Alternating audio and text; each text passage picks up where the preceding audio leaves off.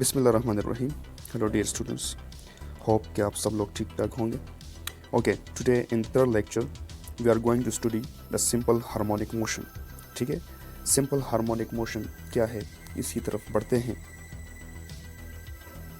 Simple harmonic motion is a special type of periodic motion.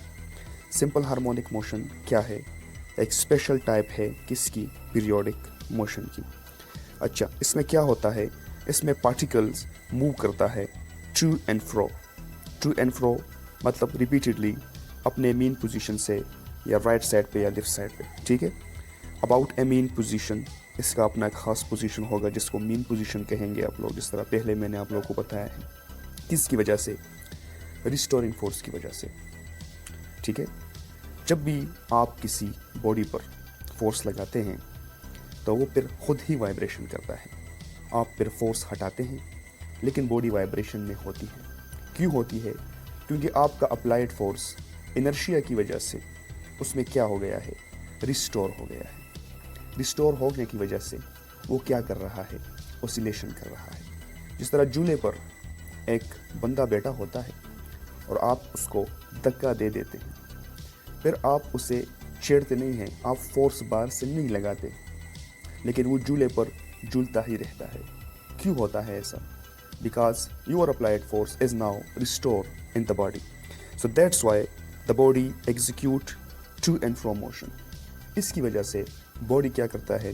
To and fro motion करती है, और इसी to and fro motion को simple harmonic motion भी कहा जाता है।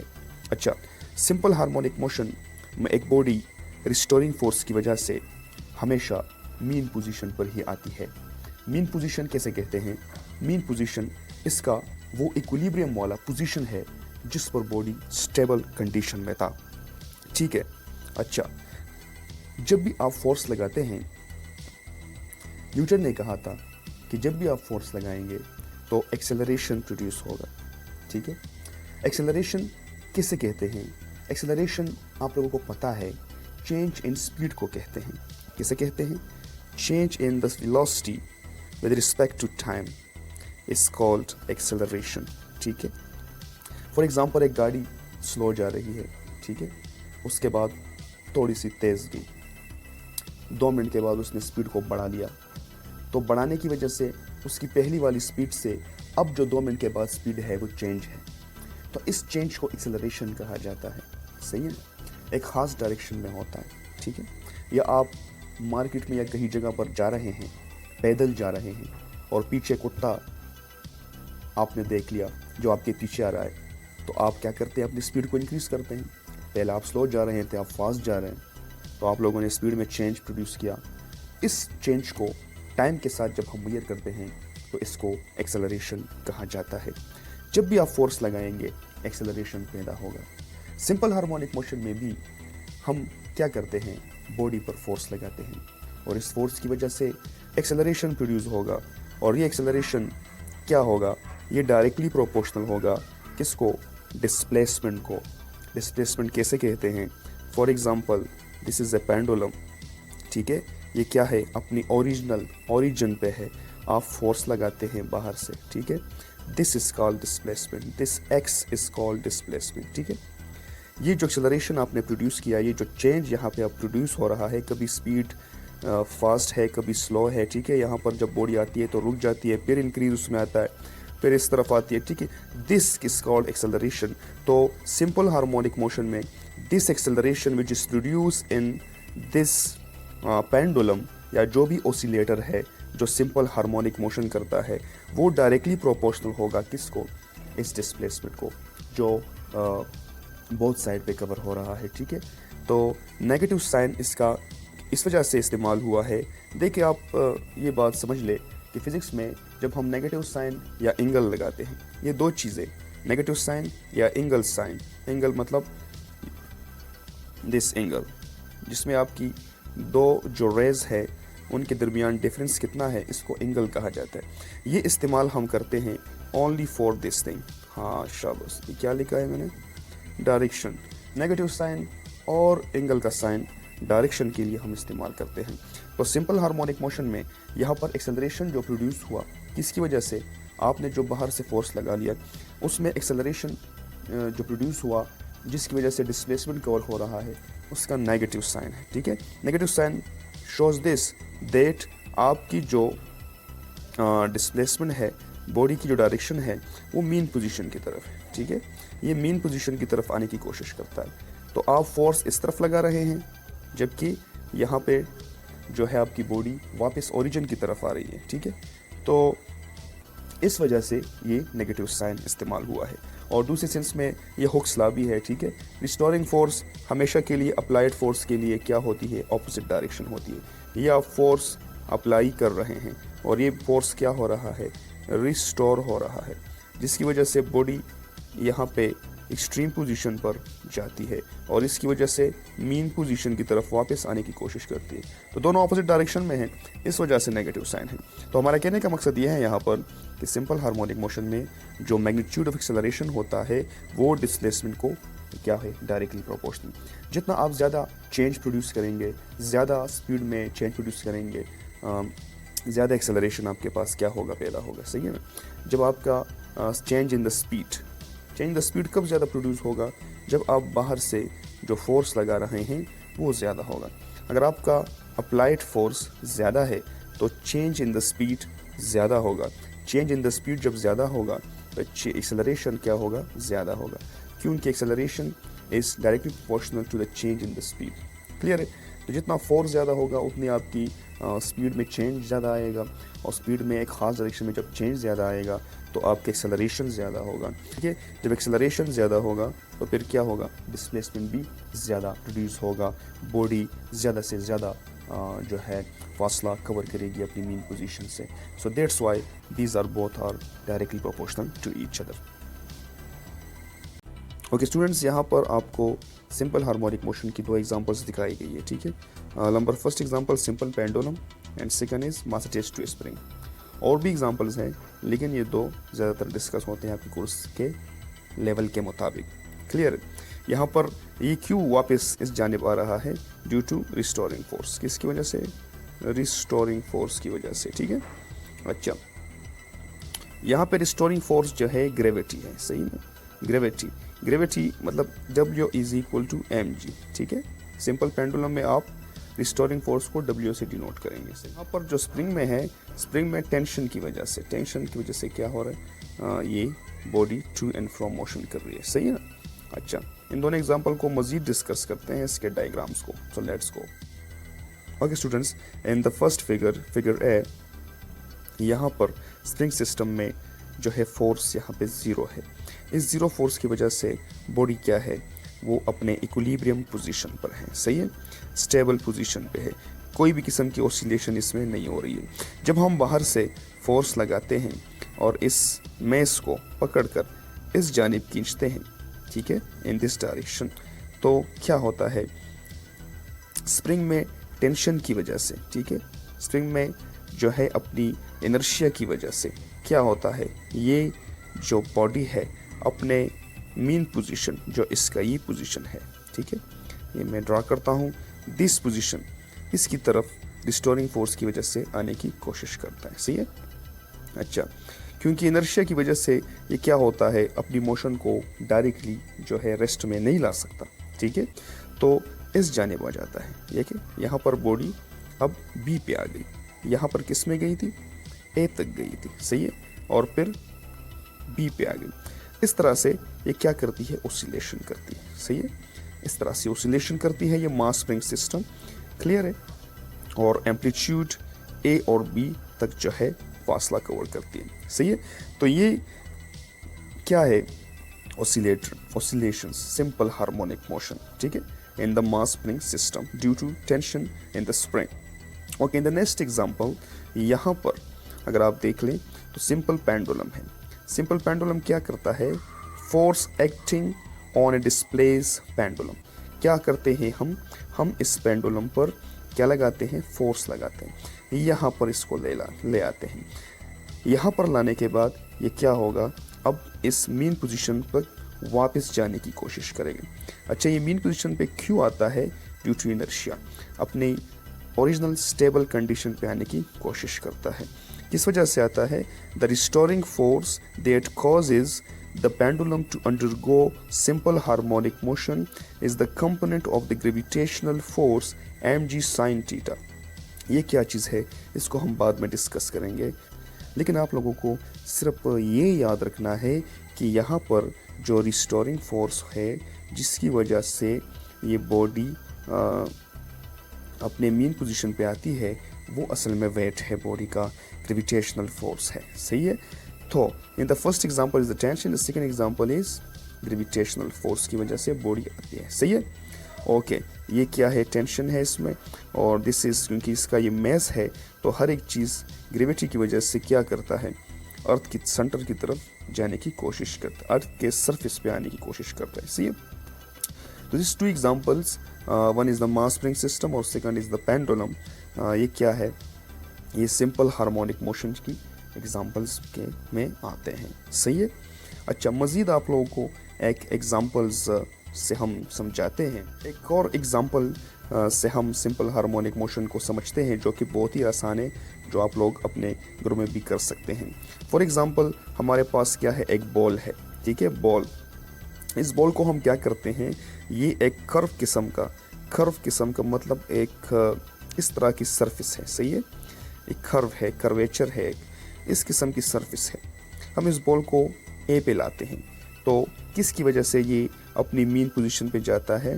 ड्यू टू ग्रेविटी, क्योंकि अर्थ का जो सरफेस यहाँ पे है वो ये है, और हमने क्या किया? इसको हाइट पे ले गए। ठीक है, इस हाइट पे। तो इनर्शिया की वजह से और वेट की वजह से ये क्या करेगा? अपनी इस मीन पोजीशन पे आने की कोशिश करेगा। व्हेन अ बॉल, यहाँ पर क्या लिखा है? When a ball is gently displaced from the centre of a ball, it start oscillating about the center due to the force of gravity which acts as a restoring force. Gravity की जो force है वो restoring force पे जो है काम करती है, और इस रिस्टोरिंग फोर्स की वजह से this ball execute this type of motion which is to and fro motion. Clear? And this to and fro motion is called a simple harmonic motion. Hope that you will understand now betterly this whole thing. Okay, in this second example, एक spider क्या करता है? किस तरह अपने शिकार को पकड़ता है? ठीक है, आपकी इंफॉर्मेशन के लिए थोड़ा बहुत है। Spider detects its prey due to the vibration produced in the web. Spider क्या करता है? अपने शिकार को जब पकड़ता है, दिस इज, तो जो भी चीज़ यहाँ पे आती है उसको पकड़ने के लिए किससे सहारा लेती है? वाइब्रेशन से।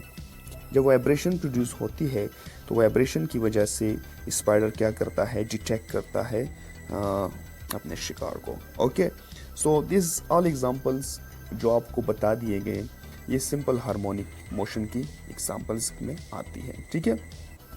सिंपल हार्मोनिक मोशन क्या है?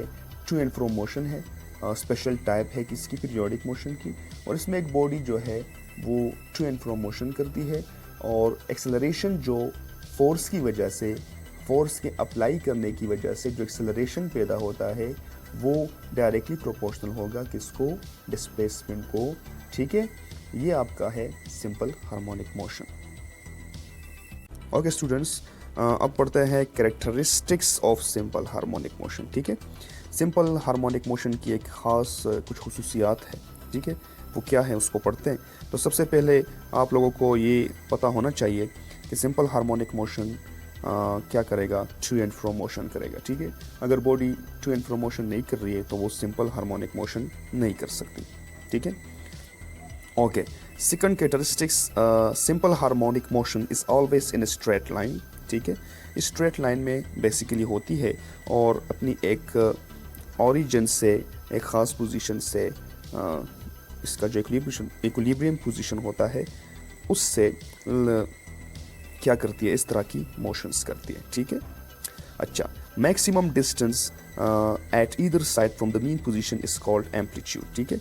अच्छा, दोनों साइड पर जो मैक्सिमम डिस्टेंस होगा, मतलब मैक्सिमम यहाँ पे जो डिस्प्लेसमेंट होगा उसको हम क्या कहेंगे? एम्पलीट्यूड कहेंगे। ठीक है, एक्स नोट से जिस तरह हमने डिनोट किया था इसको।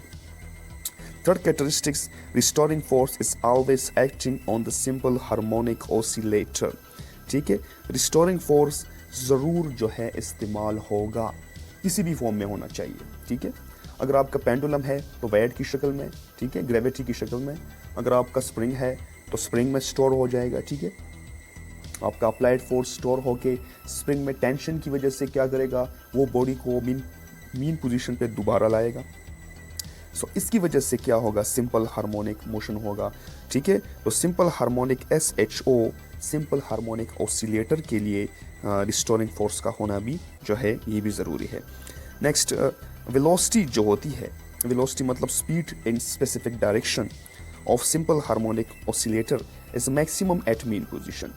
ठीक है, मीन पोजीशन पर जो वेलोसिटी होती है यहाँ पे वो क्या होगी, वो मैक्सिमम होगी, क्योंकि जब भी बॉडी मेन पोजीशन की तरफ आने लगती है तो उसकी स्पीड में इजाफा होता जाता है। ठीक है, और एक्सट्रीम पोजीशन पर बॉडी रेस्ट में आ जाती है। ठीक है, बॉडी यहाँ पे आप देख सकते हैं क्या होती है, रेस्ट में जा जाती है। तो जब रेस्ट में आ गई तो यहाँ पे वेलोसिटी डिस्प्लेसमेंट कोई कवर नहीं हो रहा है, तो यहाँ पर वेलोसिटी क्या होगी, मिनिमम। ओके, ठीक है।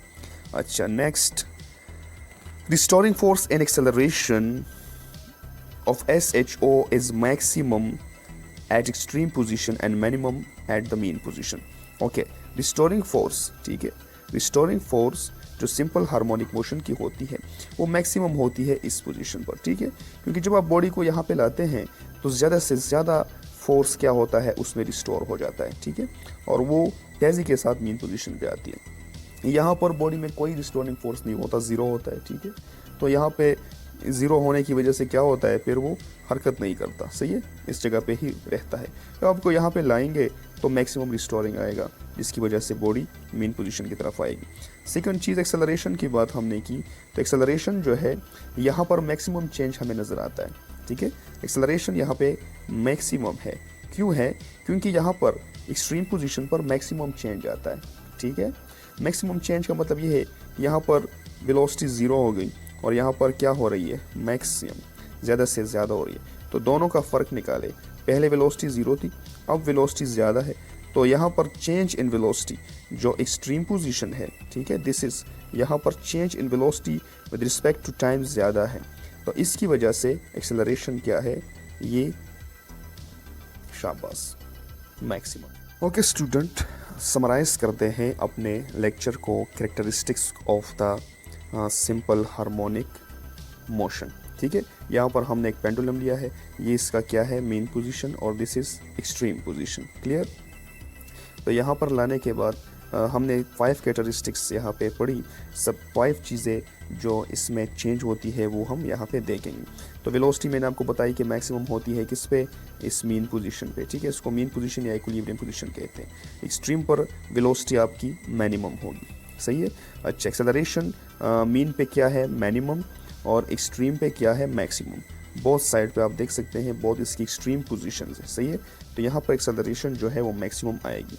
रिस्टोरिंग फोर्स भी मैक्सिमम होगा किस पे, एक्सट्रीम पोजीशन पर, और मिनिमम होगा किस पे, मीन पोजीशन पर।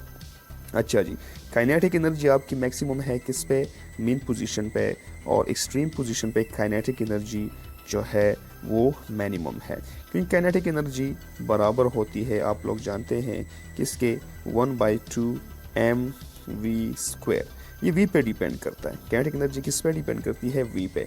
तो जब v यहाँ पे मैक्सिमम है तो काइनेटिक एनर्जी भी यहाँ पर मैक्सिमम आपके पास आएगी। और वैसे भी बॉडी की जो हरकत है, काइनेटिक एनर्जी कैसे कहते हैं, एनर्जी जिसकी वजह से बॉडी मोशन करता है। ठीक है, वो यहाँ पर बॉडी रुक जाती है, तो इसका मतलब ये है कि यहाँ पे एनर्जी बॉडी में ख़त्म हो गई है। तो यहाँ पर काइनेटिक एनर्जी जो मोशन वाली एनर्जी है वो ज़ीरो बन गई है, और इस मीन पोजीशन पर ये मैक्सिमाइज हो रही है। सही है। अच्छा, पोटेंशियल एनर्जी मीन पोजीशन पर मिनिमम है और एक्सट्रीम पोजीशन पर क्या है, मैक्सिमम है, क्योंकि पोटेंशियल एनर्जी बराबर है किसके, mgh के। सही है, तो यहाँ पर ये mg को हम कहते हैं वेट। ठीक है, और h इज़ द हाइट। तो कर्वेचर की वजह से यहाँ पर हाइट आ गया है। सही है ना, तो इस हाइट की वजह से और ग्रेविटेशनल एक्सेलरेशन की वजह से यहाँ पर जो पोटेंशियल एनर्जी है वो मैक्सिमम है। पोटेंशियल एनर्जी हम कैसे कहते हैं, स्टोर एनर्जी को कहते हैं। बॉडी की लोकेशन को चेंज करने की वजह से उसमें एनर्जी क्या होती है, स्टोर हो जाती है। फॉर एग्जांपल एक बॉडी यहाँ पर ए यहाँ पे है और हम इसको इस बी लोकेशन पे लाते हैं, तो हम क्या करते हैं, इसकी लोकेशन को चेंज करते हैं और हाइट को भी हम साथ में कवर कर रहे हैं। ठीक है, तो अब ये बॉडी अगर इस पे आप फोर्स लगाएंगे भी नहीं तो ये खुद ब खुद अपने इस ए लोकेशन पर, जो इसकी पहली वाली लोकेशन है, इस पे आएगा। ये क्यों आ रहा है, क्योंकि इसमें एनर्जी स्टोर हो गई है। ठीक है, लोकेशन चेंज होने की वजह से। तो पोटेंशियल एनर्जी जो simple harmonic oscillator is maximum eight extreme and minimum at the mean. Hope करता हूँ कि आप लोग सिंपल हार्मोनिक मोशन को समझ जा चुके होंगे। Thank you for watching this lecture.